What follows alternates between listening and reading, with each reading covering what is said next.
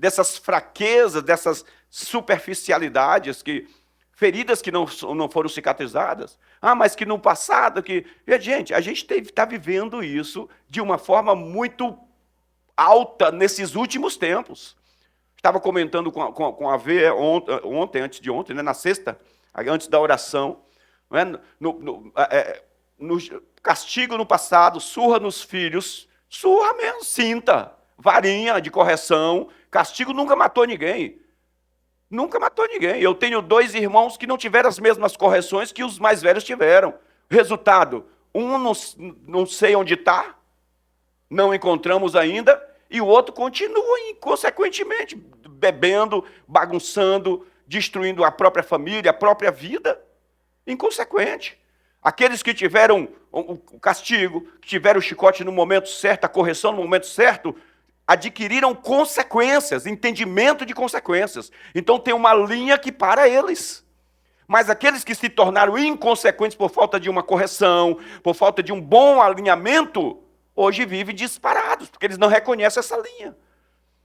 Então a importância de nós entendermos que precisamos passar desse ponto de hipersensibilidade, não é? Senão a gente fica sem rumo, porque não conseguimos nos firmar, criar raízes. A Bíblia diz que os que prosperam são os que estão enraizados. A palavra precisa enraizar em nós, e nós nos enraizarmos na verdade, né? E enraizamento não acontece sem crescimento, sem maturidade. Deus vai sempre colocar uma pessoa chata perto de você para provar a sua fé. Olha para o lado aí para você ver.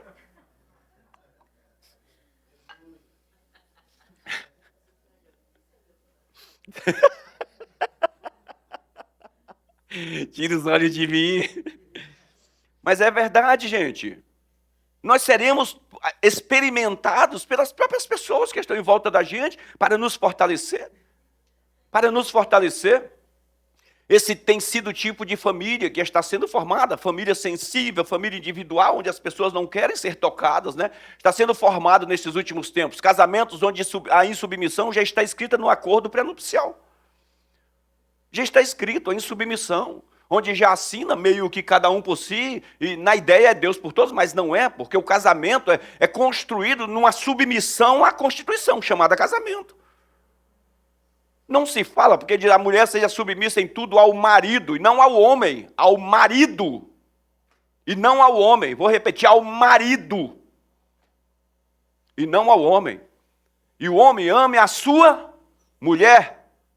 Mulher, esposa. E não a mulher, mas a esposa. Como Cristo amou a igreja. Então, não a pessoa, mas a igreja. Nós falamos de uma constituição. Um valor que está atrelado muito mais a essa coisa espiritual do que ao natural, ao material. Então, quando nós entendemos isso, nós nos submetemos à Constituição e não a pessoas. Então, os casamentos hoje estão baseados nisso. E por que eu trago o casamento para relacionamento? Parece que eu estou falando de família. Porque é onde começa tudo. É onde começa tudo. Porque a juventude de hoje, ela tem um reflexo. E esse reflexo vem de dentro de casa. Vem de dentro de casa. Dos relacionamentos com os pais, do que eles viram, não do que ouviram, mas do que viram. Do espírito que encheu aquele lugar. Gente, nós trabalhamos aqui, o Guilherme está ministrando aqui com a V e o Davi, trabalhando para trazer um ambiente. Para levantar um ambiente. Quando o ambiente se levanta, todo mundo se envolve nesse ambiente. Por que nós acreditamos que esse ambiente é poderoso para nos transformar e não acreditamos que o ambiente da nossa casa é poderoso para consolidar a mente de uma criança?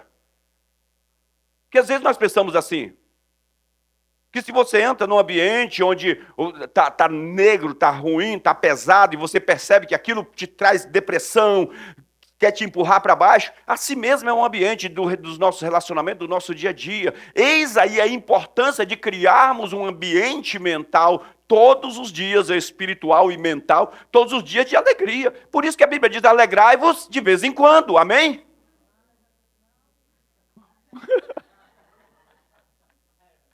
Aí Vandeide agora quase pegou o Ivanilson.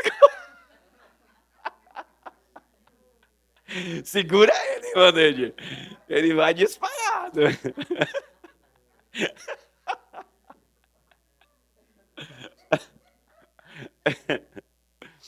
Parece que a Bíblia está mandando a gente ser bobo por aí. Não, a Bíblia, Deus sabe do que Ele está falando.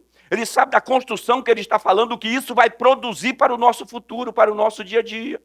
Porque nós estamos vivendo dessa forma. Seres individuais, cada um por si ainda pensa que é Deus por todos. E não é, gente. Não é. Quanto mais eu me individualizo, mais eu me separo de Deus. Porque se você pensar a Trindade, são três, Pai, Filho e Espírito Santo, concordando no único propósito. Em um só. Eles são três concordando em um só propósito. A Bíblia Jesus, mostra na oração de Jesus, não seja feita a minha vontade, significa que ele tinha uma vontade, mas seja feita a tua vontade, o Pai tem uma vontade. Quando o Espírito vem, Jesus disse, eu enviarei o Espírito, ele não falará de si mesmo, ele tem uma personalidade, falará do que quem tiver ouvido de mim, ele vai receber do Pai e vai passar para vocês a meu respeito. Tem uma personalidade, mas eles três concordam em um propósito. Só para a gente entender que não dá para crescer sozinho. Não cresce, não vai. Vou falar para vocês, conheço aqui, eu contaria agora, sem pensar, 10 casais que eu vi no momento em que houve problema conjugal, a vida financeira entrou em crise. Entrou em crise, em caos.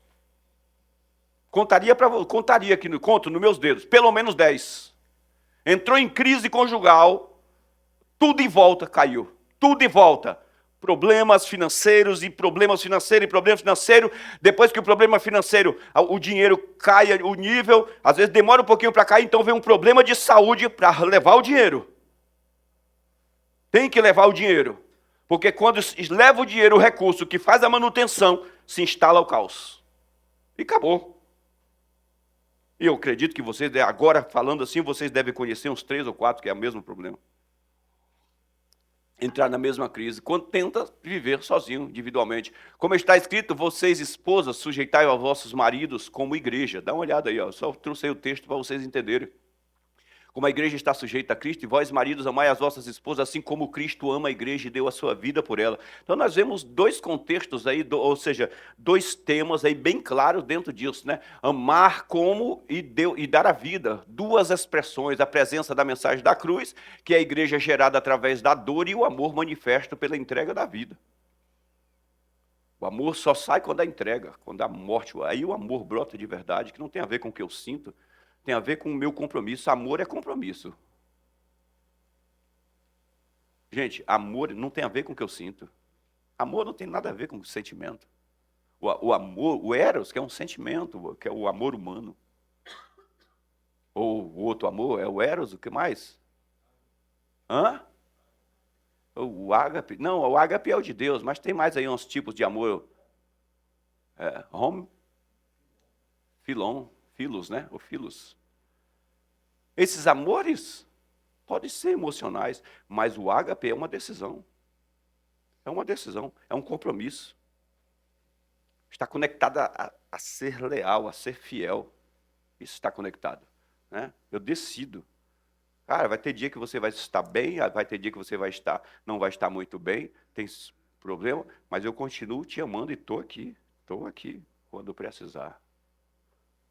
Aleluia, isso é bom demais. Este é o novo mandamento. Olha o que Jesus diz, o novo mandamento eu dou a vocês, amem uns aos outros, assim como eu. Lembra que eu trouxe aqui no outro slide, na semana atrasada, a cruz, né? Que amem uns aos outros. Primeiro grande mandamento, amar a Deus sobre todas as coisas e tal, com toda a tua força, toda a tua alma, todo o teu entendimento. Amar ao teu próximo como a ti mesmo. Ele diz, desses 2 mandamentos depende toda a lei e os profetas. Quem cumpre eles 2, cumpre a lei e os profetas. Se você vai ver lá nos 10 mandamentos que Deus deu, está lá os primeiros 4 mandamentos, fala a respeito de Deus. O 5º mandamento fala a respeito de honrar o seu pai e a sua mãe. E do 6º para frente fala a respeito do relacionamento com o próximo. Então, quer dizer, fala amar a Deus, fala da questão da honra a pai e a mãe, origem de quem você é, de onde você veio, da sua origem, você surge no meio disso. No amor a Deus, você surge no meio disso, né? Você tem pai e mãe, de onde você vem, origem, de onde você se origina. Agora, você começa a se relacionar com o próximo. Então, quer dizer, você se origina já num relacionamento com o próximo. Então, uma coisa que se ensina desde novinho. É uma coisa que vem desde pequeno, desde quando nasce. Eu me lembro quando as nossas filhas têm diferença de 4 anos, né, de uma para outra, mas quando a Renata nasceu, a Cláudia dividia uma maçã, poderia ter 500 maçãs, um saco de 50 quilos de maçãs. Ela não dava uma inteira para cada uma. Ela pegava a maçã, dividia, e na maioria das vezes mordia um pedaço de cada uma. E aí dava uma banda para uma, banda para outra. E cansei de pegar a maçã, mastigar e colocar na boquinha dessa. Né?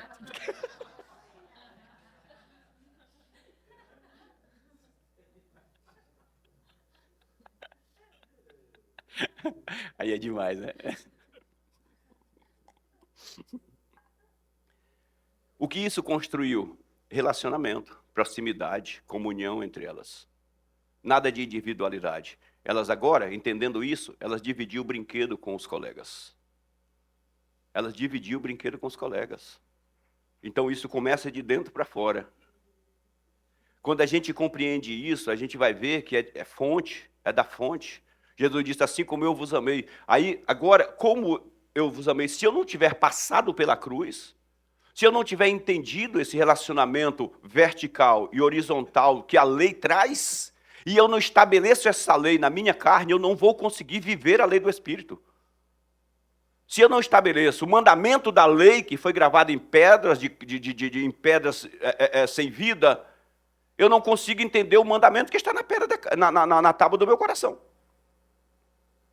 Que é o amar ao meu próximo como Jesus amou, que agora é um amor sacrificial.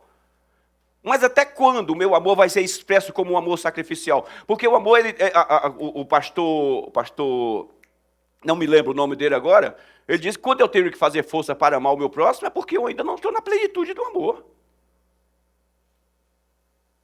Ainda não estou na plenitude, não entendi ainda o verdadeiro amor. Porque quando você entende, você simplesmente ama. Ou seja, os defeitos do teu semelhante para de ser um problema. Deixa de ser um problema. Eu até posso me afastar de alguém por causa dos defeitos dele, mas não porque eu não o ame. Mas não porque eu não o ame.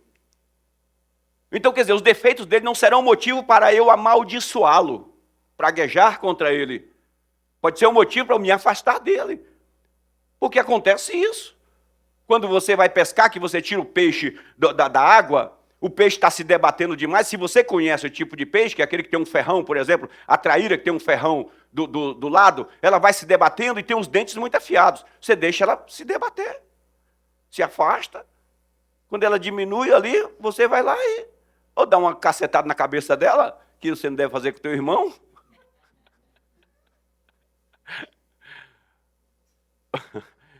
Ou vai com o alicatinho ali, pega ela e coloca lá, deixa ela quietinha. Então, às vezes, o afastar-se é para proteger, não é?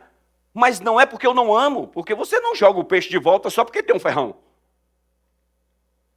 Então, é legal a gente entender, cara, por que eu devo amar? Eu devo amar e recepcionar todo mundo na minha casa? Não, o amor, ele é indiscutível. Não é uma, talvez eu ame, não. A Bíblia diz, Jesus diz que, a Bíblia diz, né? João 3,16, e Deus amou o mundo, e nós sabemos que Deus não está falando do cosmos, está falando de pessoas. Que deu o seu Filho para que todo aquele que nele crê não pereça. Quer dizer, Deus ama a todos. É claro que esse amor precisa ser correspondido para que possamos desfrutar da salvação que Ele nos trouxe. Né? Precisamos receber, entender este amor e corresponder a crer nele. Né? Mas Ele ama, Ele ama. Deus ama o cara que está fazendo coisa errada? Ama. E estou falando, e liberou a bênção para ele. Só que ele tem que receber essa bênção.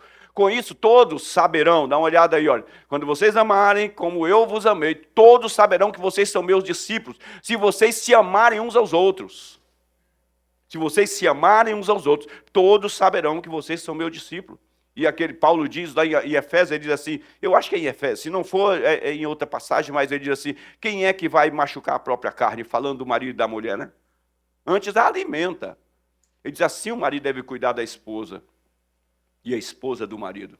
Ele diz, ninguém machuca a si próprio, ninguém machuca a própria carne. Se a gente pensar que nós estamos conectados pelo mesmo espírito da fé, Pelo mesmo Espírito, gente, nós somos ligados. A Bíblia diz que aquele que se junta com o Senhor é um Espírito com Ele. Estamos ligados no mesmo Espírito. Então significa que a minha própria carne deixa de ser simplesmente, de uma certa forma, falando a Cláudia, passa a ser cada um de nós em Cristo Jesus. Estamos conectados. Passa a ser cada um de nós. Então, ainda que eu me afaste de algum de vocês, sei lá, ou vocês se afastem um do outro por um tempo, por um momento, para evitar determinadas coisas, até que você encontre uma estratégia de se aproximar, precisa proteger essa pessoa com orações, com boas palavras, com boas declarações, ao invés de aceitar pleita contra essa pessoa. Porque o inferno faz isso. Quando percebe que você tem algum conflito com sentimentos, em alguma situação, ele traz sempre alguém que também tem a respeito dessa pessoa, para criar aquele ambiente das trevas, de enfraquecimento. Quando o nosso papel é minar a fraqueza daquela pessoa por meio de orações, ou aquela fortaleza que a impede de ver como deveria ver, por meio de orações, por meio de orações. Eu vou ter que abrir porque eu não coloquei, mas vocês não precisam ir lá. Tiago 5,16, diz assim, né? 5,16 de Tiago. Confessai, pois, os vossos pecados uns aos outros e orai uns pelos outros, para serdes curados. Confessai os vossos pecados uns aos outros e orai uns pelos outros para serem curados. Eu nem vou falar da primeira parte, porque hoje é complicado alguém chegar e contar que pisou na bola, e dali a pouco toda a igreja está sabendo. Infelizmente, uma quebra de confiança, uma quebra de credibilidade, e hoje isso se espalhou até pelos pastores mesmos. Até pelos pastores. Você vê os escândalos na internet aí, do irmão que contou que eu falei para o pastor falou para todo mundo, que está todo mundo que virou uma fuxicada dentro da igreja. Nem vou falar da primeira parte. Dessa proteção do irmão, dessa proteção da pessoa, da fraqueza da pessoa, sabe? Ela abriu o coração, mas a Bíblia diz, está aqui, ó, 5,16, confessai, pois, os vossos pecados uns aos outros e orai uns pelos outros. É uma forma de ser curado, é uma forma de ser limpo, é uma forma de você quebrar a parede do segredo com as trevas. De quebrar a parede do segredo com as trevas. Mas quem é que é de confiança? Quem é que é de confiança? Esses dias um irmão perguntou, um amigo perguntou para mim, eu conversei com a filha dele, e depois ele perguntou para mim, você conversou com a minha filha? Sim, ela me ligou, conversei. E aí? Ela falou o quê? Eu falei assim, você está me chamando de fuxiqueira? Porque se ela quisesse que você soubesse o que ela me contou, ela teria contado para você. Aí falou, nossa, Zé, por isso que os caras... Mas é verdade. É verdade. Porque hoje a igreja está dessa forma, infelizmente, não é? A quebra de confiança. Jesus disse, vocês vão permitir que as pessoas do lado de fora julguem as causas de vocês? É porque às vezes as pessoas do lado de fora têm mais credibilidade e confiança do que a própria igreja. Do que a própria igreja. Tem mais poder de decisão em preservar, em guardar, do que dentro da igreja. Mas a gente tem que quebrar isso. Eu acredito que a palavra vem para nos curar. Diga amém por isso. Eu quero que ela me cure. Tem uma área sensível nessa parte, onde as pessoas não confiam mais para chegar perto de mim. Seja lá o que for. Seja lá o que for. Seja lá o que for. Ah, pastor, sei lá, eu me devo sentir vontade de pular da ponte, até a vontade de ter um relacionamento com a pessoa do mesmo sexo, e eu queria que você orasse por mim, porque seremos dois juntos. A Bíblia diz, é melhor serem dois do que um, porque se o inimigo pleitear contra um, os dois lhe resistirão. Os dois lhe resistirão. Mas sabe quantas pessoas estão lutando aí no travesseiro, sei lá, com desejos obscuros das trevas, às vezes, pessoas estão falando de irmãos, gente. Desejos obscuros das trevas. Desejo de trair o marido, de trair a mulher, de, sei lá, de se prostituir, de roubar, de fazer um monte de coisa, e não tem ninguém para conversar, porque tem medo de falar, e as pessoas simplesmente não serem de confiança. Não serem de confiança. Não é esse espírito que para dentro da igreja. Lá atrás, em Provérbios, diz, quando você estiver em questões, não revele o segredo do teu irmão. Não revele.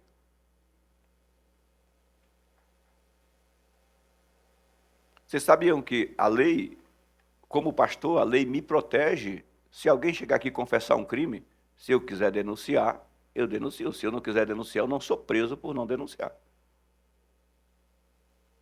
É claro que se a pessoa confessou um crime, eu vou trabalhar, convencê-lo a se entregar. Só estou falando para vocês entenderem. Até a lei, até os homens, entendem que o princípio de Deus é infinitamente mais elevado. Então nós precisamos captar isso. Para a gente se fortalecer. Para a gente ser uma igreja forte. Para a igreja de Deus ser uma igreja forte. Que começa de dentro de casa. Tem um rei que manda buscar lá pessoas para curar, manda buscar os médicos, e Deus manda intervir no caminho dele, não me lembro o nome dele agora, mas só a situação, e quando o cara está indo, o mensageiro está indo, um profeta alcança ele no caminho e diz assim, pode voltar, diz ao rei, porque ele não buscou a Deus primeiro, antes buscou os médicos, ele vai morrer dessa enfermidade. Deus não está dizendo que é errado buscar os médicos, Deus está dizendo, cara, está começando de fora para dentro, eu sou o seu Deus, eu sou o Deus dessa nação, foi eu que te constituí rei, sou eu que tenho te abençoado e te prosperado. Tem que começar de dentro para fora e não de fora para dentro. Estou falando que se as pessoas perceberem falha e divisão entre nós, gente, jamais elas se renderão. Jamais. Eu falei, não sei se eu falei aqui, eu falei no Helena, de um casal que eu acompanhei e o marido contou um testemunho na igreja que eu fui lá. Foi muito ruim para a mulher, porque ele falou assim, sabe porque eu não tinha vindo ainda? Porque minha esposa chegava sempre falando mal da igreja. Sempre falando mal da igreja. Eu é que aconselhava ela, não, os irmãos são assim. É. Mas aí, graças a Deus, depois de um tempo ela mudou, mas olha só, ele já tinha arrebentado ela, já estava toda murcha ali, sentada ouvindo ele.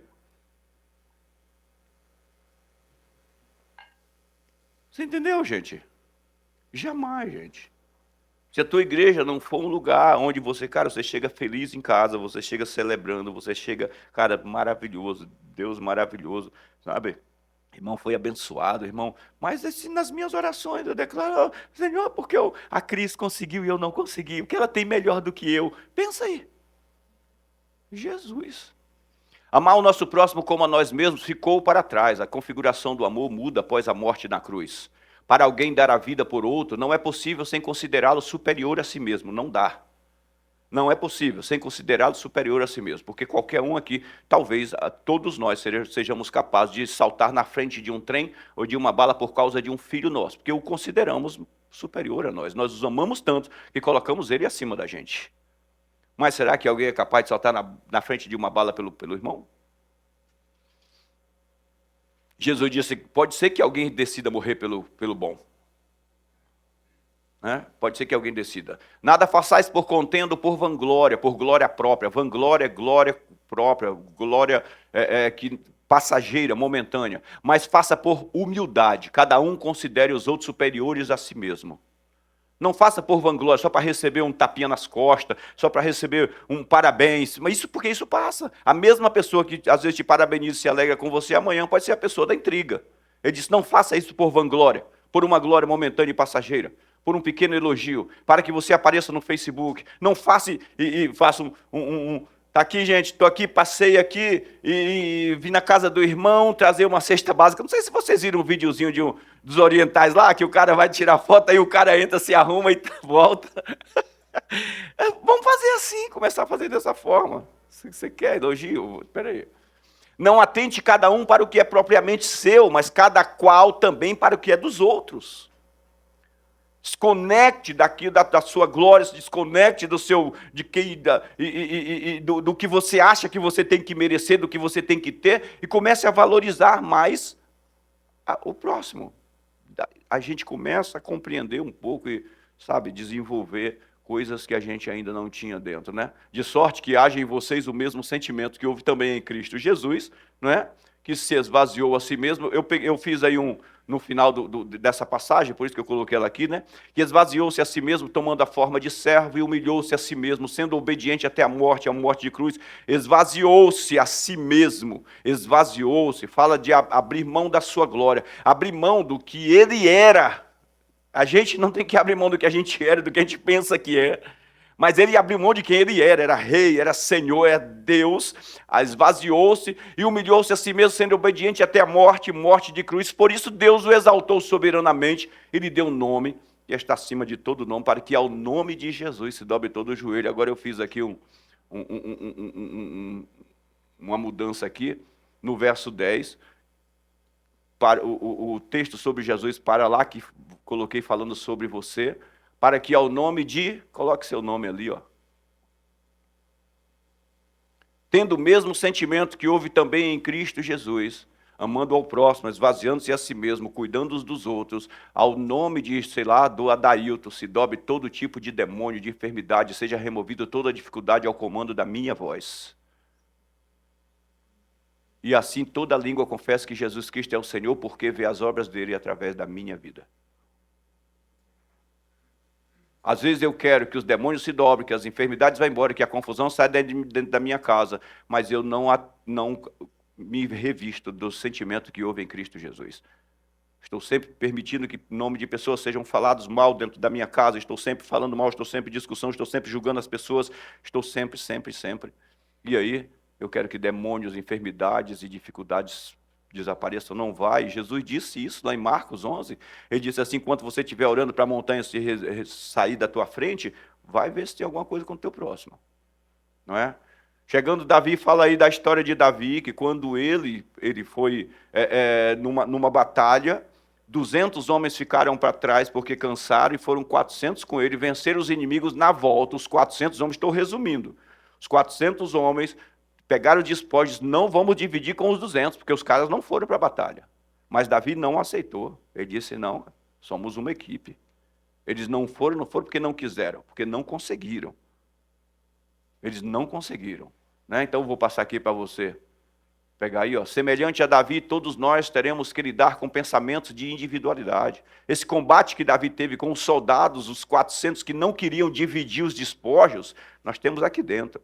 Pensamentos de individualidade, oposição à comunhão e pensamentos facciosos, ainda que politicamente pareçam corretos. Ainda que politicamente pareçam corretos.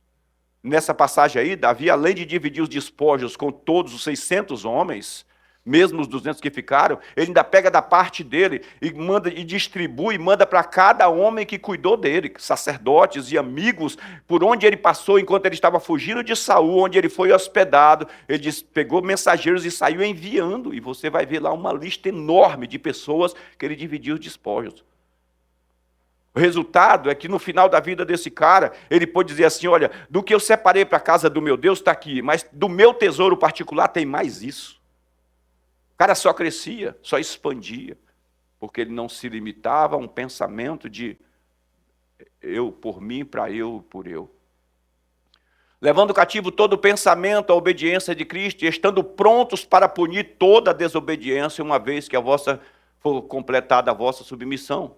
Não é? Então, Paulo diz, leva cativo todo pensamento, trava esse pensamento de individualidade, sabe, que quer te afastar da comunhão do corpo.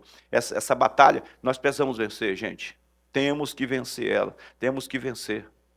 Orar pelos irmãos, orar de verdade, orar com compromisso. Deixa eu passar aqui, porque eu quero terminar orando com vocês.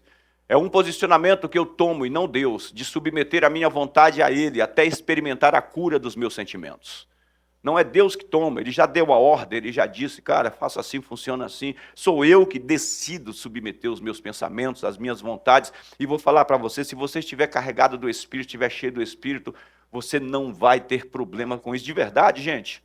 Pastor, como eu faço para começar? Comece enchendo o Espírito Santo. Comece orando em línguas em casa. Comece separando um tempo de qualidade. Estou falando aqui na quarta-feira disso. Tempo de qualidade, tempo real, tempo verdadeiro, entrar no teu secreto, um tempo real, oração em línguas, oração com a palavra, lendo a palavra, declarando a palavra. Vem para aqui na sexta-feira e você vai ver. Você vai ver a pessoa mais chata do mundo e você vai ver ela vai parecer mel sem as abelhas. É verdade. Você vai amar, meu Deus, como é que eu posso amar? Porque é Deus fluindo através de você, minando através de você. É um posicionamento que eu e você tomamos, gente. Tem uma construção que vem de dentro para fora. Então, dificuldade, pastor, porque eu sou assim mesmo, eu sou quietão, eu sou silêncio, eu não falo, eu não converso. Não somos assim mesmos. Nós fomos criados para nos comunicar. Nós fomos criados para interagir, para estar juntos, para se fortalecer. Nós não encontramos um elogio a ninguém individual. Nós encontramos um grande elogio para pessoas em comunhão. Na Torre de Babel, agora ninguém para esse povo. Ninguém para eles. Porque eles falam a mesma coisa, pensam a mesma coisa. Eu vou ter que agir, porque ninguém mais divide eles. Centurião, nunca vi tanta fé em Israel. O que é que ele estava querendo? Manter firme o braço dele direito, que era o servo dele. Investindo em comunhão. Não era o filho, era o servo. O que foi que eu fiz? Isso aí. Então, voltando-se, o Senhor fixou os olhos em Pedro e disse, e Pedro se lembrou da palavra do Senhor, como lhe dissera, hoje 3 vezes me negarás. Então, voltando-se, o Senhor fixou os olhos em Pedro. Dá uma olhada que Pedro nega Jesus e ele volta para Jesus. Não é? Talvez não tenhamos ficado diante da cruz o suficiente para fixar os olhos nos dele e entendermos o seu coração. Talvez não tenhamos ficado suficiente diante da cruz, em nossas fraquezas, em nossos momentos de fragilidade. Como Pedro volta e, encara Jesus. Negou ele, mas volta e encara ele. É isso, gente. Você vai pisar na bola centenas de vezes ainda até a sua morte, talvez milhares de vezes, ou 10 milhares de vezes, mas volte para a presença de Cristo. Porque Ele vai te dizer o que fazer. Ele vai te dizer e vai te fortalecer no caminho, porque depois disso, Jesus ainda disse para Pedro, não é? Para os discípulos, vai lá e avisa para os discípulos e também para Pedro. E Jesus reconfirma a presença de Pedro, né? Pode ser que você ainda prefira andar só, embora isso possa evidenciar mais a atitude de Judas, que foge da transformação, do que a força de Pedro, que enfrentou a si mesmo e foi restaurado ao seu propósito. Talvez ainda prefira andar só, ainda prefira combater contra a comunhão. Porque quando eu decido viver isolado, eu estou lutando contra a comunhão. Eu estou dizendo, eu não te aceito. Não concordo com o que Jesus diz. Não concordo com o que a palavra diz. Eu tenho a minha forma de pensar, e ela é mais poderosa. Ela comanda a minha vida. E é assim que eu quero viver. É assim que eu me sinto bem. Talvez a gente tenha essa atitude de Judas. E na verdade estamos caminhando para a forca, para a destruição de si mesmo, para comprar a terra do nada, não é? Do ninguém quer, porque foi isso que aconteceu com as 30 moedas dele.